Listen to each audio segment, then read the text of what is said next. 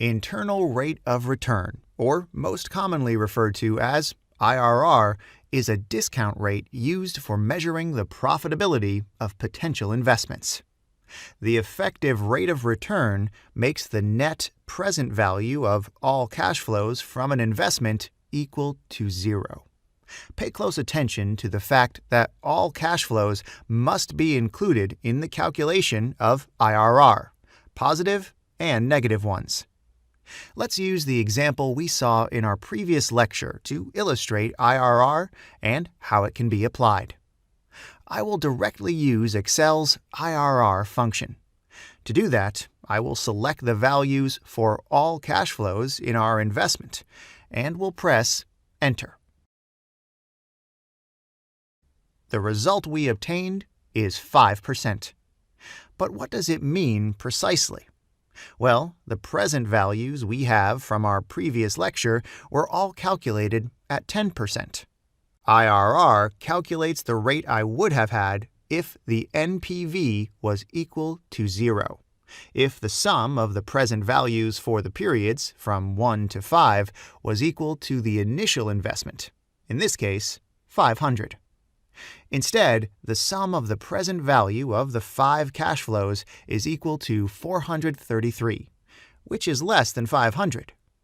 Now, let me redo the calculation by using the IRR figure we obtained here.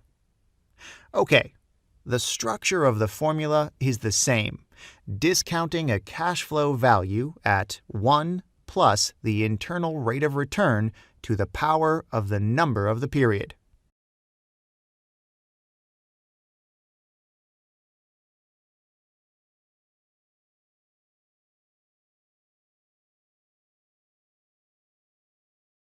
Good. I will paste the formula to the right. Wonderful. I told you, it adds up to 500. Lovely. So what would be the financial interpretation of this calculation?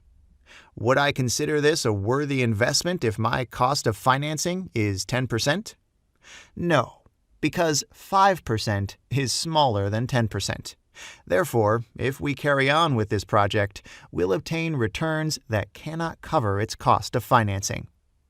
Just think of these two scenarios.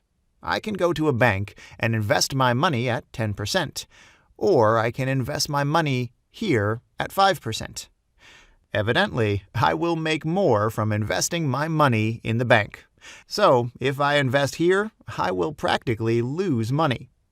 Therefore, as long as the internal rate of return is lower than an alternative investment I can choose, I should not invest. If the internal rate is higher than the interest rate, I should invest.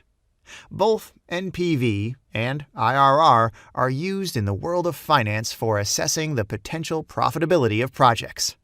Often, practitioners calculate both NPV and IRR before making a decision.